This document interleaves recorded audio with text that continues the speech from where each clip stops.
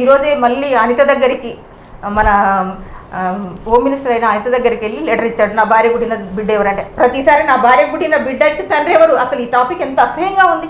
అసలు ఇది పర్సనల్గా వాళ్ళ ఇంట్లో మాట్లాడుకోవాల్సిన విషయం ఇది పబ్లిక్లోకి తీసుకొచ్చాడు. ప్రతి ఒక్క మహిళ భయపడతా ఉంటుంది. అసలు ఎంత అసహ్యంగా మాట్లాడుతుంది. వీళ్ళని చూసి సొసైటీ ఏం నేర్చుకుంటుంది? ఇతను చూసి ప్రతి భర్త కూడా ఇలాగ మాట్లాడితే ఆడదాని పరిస్థితి ఏంటి? నీకు భార్య నచ్చలేదు, భార్య క్యారెక్టర్ నచ్చలేదు, ఆమె ఎవరి ద్వారా బిడ్డరు కన్నదో నీకు నచ్చలేదు, వదిలేసి వెళ్ళిపోవాలి. ఇష్టం లేకపోతే వదిలేసి వెళ్ళిపోవాలి. నీకు వద్దనుకున్న భార్య ఏం చేస్తే నీకెందుకు? ఎవరిని పెళ్లి చేసుకుంటే నీకెందుకు?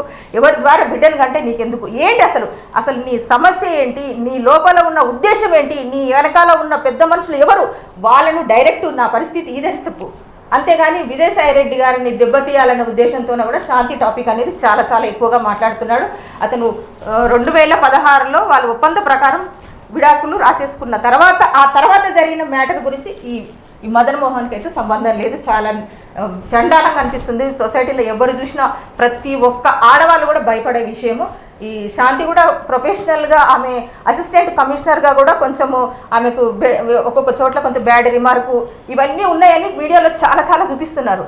అసలు ఈమె బిడ్డకు పుట్టడానికి ఆమె వృత్తిపరంగా వస్తున్న సమస్యలకి సంబంధం ఏంటి?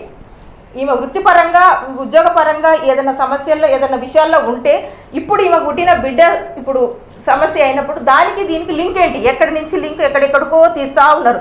సంబంధం లేకుండా ఇష్యూ అనేది పెద్దగా తీస్తూ ఉన్నారు. ఈ సొసైటీలో చాలా చాలా విషయాలు జరుగుతున్నాయి.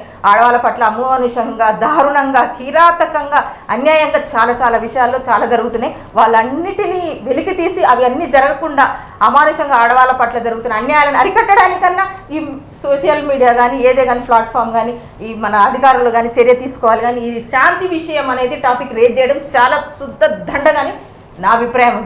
ఇది వేస్ట్ మ్యాటరు. ఇది ఒక పర్సనల్గా భార్యాభర్తలు చర్చించుకొని బిడ్డకు తండ్రి ఎవరు, ఇష్టం ఉంటే కలిసి ఉండడం, ఇష్టం లేకపోతే విడిపోవడం అనేది వాళ్ళ పర్సనల్ విషయము, వ్యక్తిగత విషయము. వాళ్ళ రూమ్లో వాళ్ళ ఇంట్లోనే మాట్లాడుకోవాల్సిన విషయం పబ్లిక్లోకి వచ్చింది. ఈ విషయం గురించి మాట్లాడడం శుద్ధ దండగానే నేను భావిస్తున్నాను. విజయసాయి రెడ్డి గారికి డిఎన్ఏ టెస్ట్ అసలు ఏ విధంగా డిఎన్ఏ టెస్ట్ చేయిస్తారండి? ఒక మంత్రి హోదా, రాజ్యసభ సభ్యుడు, అసలు ఎవరొచ్చి వాళ్ళు డిఎన్ఏ టెస్ట్ నా బిడ్డకు తండ్రి ఈయననే ఇంకెవరైనా ఇట్లా మాట్లాడవచ్చు. ఎవరు ఇష్టం ఉంటే ఈరోజు ఈయన పేరు అంటారు, రేపొద్దున సీఎం అంటారు, హోమ్ మినిస్టర్ అంటారు, ప్రతి ఒక్కరిని కామెంట్ చేయొచ్చు. ఎవరినైనా ఈ డిఎన్ఏ టెస్ట్కు రెడీ, నువ్వు బిడ్డకు తండ్రివా కాకపోతే డిఎన్ఏ టెస్ట్కు రా. అసలు ఏంటి? అసలు దీనికి ఇది చిన్న పిల్లల ఆటలాగా ఉంది. ప్రతి ఒక్కరు వచ్చి డిఎన్ఏ టెస్ట్ చేయమంటారా? అతనికి అభిమానం అనేది ఉండదా? పరువు ఉండదా? ప్రతిష్ట ఉండదా? ఫ్యామిలీ ఉండదా? వాళ్ళ ఇంట్లో వాళ్ళు ఎంత సఫర్ అవుతారు, వాళ్ళ ఇంట్లో వాళ్ళు ఎంత బాధపడతారు. ఇక్కడ ఈ విజయసాయి రెడ్డి గారి ఫ్యామిలీ ఈ శాంతి జీవితం అయితే కల్లోలం చేసేసాడు. ఈయన మదన్ మోహన్ కల్లోలం చేసేసాడు. ఒక 2 పాపలు, వాళ్ళ పిల్లలు, 2 పిల్లలు ఉన్నారు. వాళ్ళ పిల్లల పరిస్థితి ఏంటి? రేపొద్దున ఆ పుట్టిన బాబు పెరిగి పెద్దగా అయిన తర్వాత ఆ పిల్లవాడు ఎదుర్కొనే సమస్యలు ఎలా ఉంటుంది? ఎంత అన్యాయం, ఎంత నీచంగా చూస్తారు సొసైటీలో. ఎక్కడికి వెళ్తుంటాయి ఇప్పుడున్న ఇష్యూ. అప్పుడు అబ్బాయి పెరిగి పెద్దగైన తర్వాత ఎంత అవమానంగా, ఎంత బాధగా ఉంటుంది.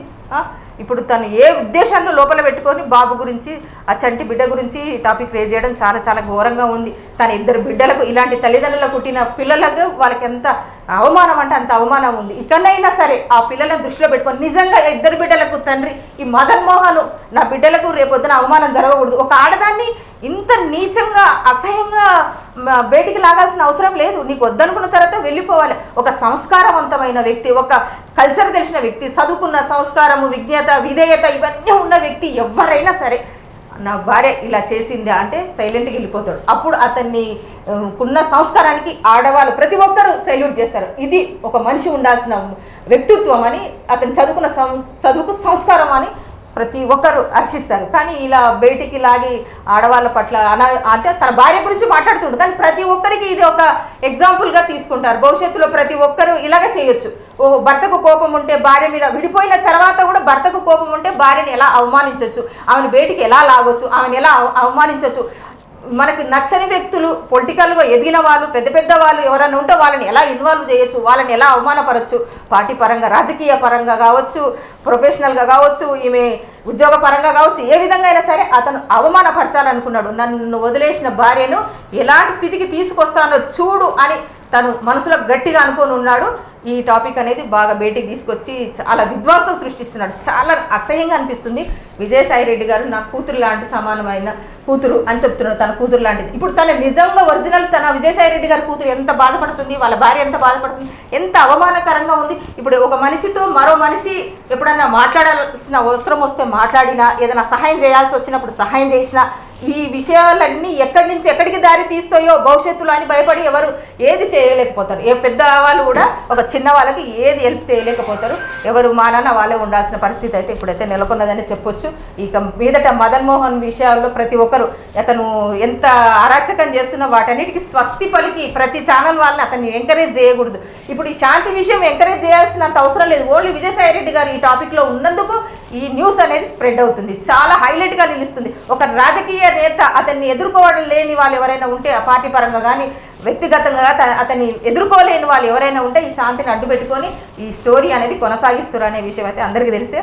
ఇప్పుడు ఉద్యోగపరంగా ఆమె ఏదైనా మిస్టేక్ ఏదైనా ఉంటే అది మనకు మామూలుగా అధికారులు ఏమైనా ఉంటే వాళ్ళు చూసుకుంటారు, కమిటీ వేస్తారు. ఆమె చేసిన తప్పులు ఏదైనా ఉంటే దానికి వేరే రూట్ ఉంటుంది. కానీ ఈ బిడ్డ పుట్టిన దాని గురించి ఉద్యోగపరంగా జరిగిన విషయాలు టాపిక్ తీసుకురావడం చాలా అసహ్యంగా ఉంటుంది. ఆడదాన్ని ఎదుర్కొనలేక ఆడదాన్ని మాతృత్వం మీద దెబ్బ కొడుతున్నారనే చెప్పుకోవచ్చు. ఈ విషయంలో అయితే చాలా చాలా బాధపడాల్సిన విషయము. ఈ విషయాన్ని ఇంతటితో ఈ బిడ్డ టాపిక్ అనేది సోషల్ మీడియాలో రన్ కాకూడదు. ఆ పర్సనల్ విషయాన్ని పబ్లిక్లోకి తీసుకురాకూడదు. పర్సనల్ విషయాలు పర్సనల్గానే ఉండాలి.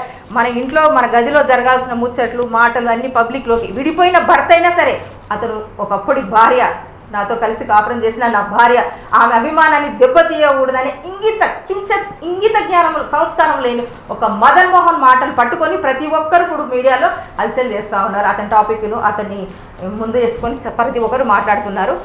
వీళ్ళ మదన్ మోహన్ మీద ఏదో అభిమానంతోనో, ఇతను కరెక్ట్ పర్సనో, ఇతను ఒక మంచి వ్యక్తియో, ఒక భార్య వల్ల మోసపోయిన వ్యక్తి అని ఇతను ఎవ్వరు హర్షించరు. ఈ విజయసాయి రెడ్డి గారి పట్ల ఎవరికైనా ద్వేషం కానీ, పగ కానీ, కుట్ర కానీ, రాజకీయంగా ఈర్ష్య ద్వేషాలు ఉన్న వాళ్ళు కానీ ఎవరైనా కావచ్చు, వాళ్ళందరూ ఇప్పుడు మాత్రం తెర మీదకి ఎక్కుతున్నారు.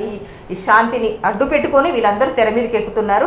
ఈ టాపిక్ ఇంతటితో వదిలేసి వీళ్ళ పర్సనల్ విషయాల గురించి ఎవరు మాట్లాడుకోకపోవడమే చాలా చాలా మంచిది అనిపిస్తుంది. ఒక ఆడదానిగా నేనైతే చాలా చాలా బాధపడుతున్నాను. మనకు పుట్టిన బిడ్డ ఏ తండ్రి ఎవరు అని చెప్పుకోవడానికి ఆ టాపిక్ వినడానికి అసహ్యంగా ఉంది. ప్రతి ఇంట్లో ప్రతి ఇల్లాలు కూడా భవిష్యత్తులో ఎవరింట్లో ఏం జరుగుతుందో అని ఒక భయంతో కొట్టుమిట్టాడాల్సిన పరిస్థితి వచ్చింది. ఈ మదన్మోహన్ ఇంతటితో ఈ టాపిక్ వదిలేసి వాళ్ళ బిడ్డ ఎవరు, తండ్రి ఎవరు, కొడుకు ఎవరు, ఆయనకు అవసరం లేని భార్య గురించి ఆ టాపికే వద్దు, ఆయనకి ఇష్టం లేని భార్య గురించి ఆయన టాపికే వద్దు. అతను బ్లాక్మెయిల్ చేస్తూ ఉన్నాడు. డబ్బులు కావాలంటే బ్లాక్మెయిల్ చేస్తే అతను అడిగిన 30 కోట్లు ఈ అమ్మాయి ఈ శాంతి ఈ 30 కోట్లు అతనికి ఇస్తే ఆమె చేసిన పని కరెక్ట్ అవుతుందా? ఇవి అతను అడిగిన 30 కోట్లు ఇస్తే అతను ఒప్పుకుంటాడా? అంటే ఆమె ఏ పని చేసి ఆ 30 కోట్లు ఇతనికి ఇవ్వాలి అంటే అతని ఉద్దేశం ఏంటి? అతని ఉద్దేశం వెనక ఉన్న విషయాలు, అతని వెనక ఉన్న పెద్ద పెద్ద హస్తాలు ఎవరో బయటికి సోషల్ మీడియా అలాగైనా లాగి అతనికి తగిన బుద్ధి చెప్పాలని నేను మనస్ఫూర్తిగా కోరుకుంటున్నాను.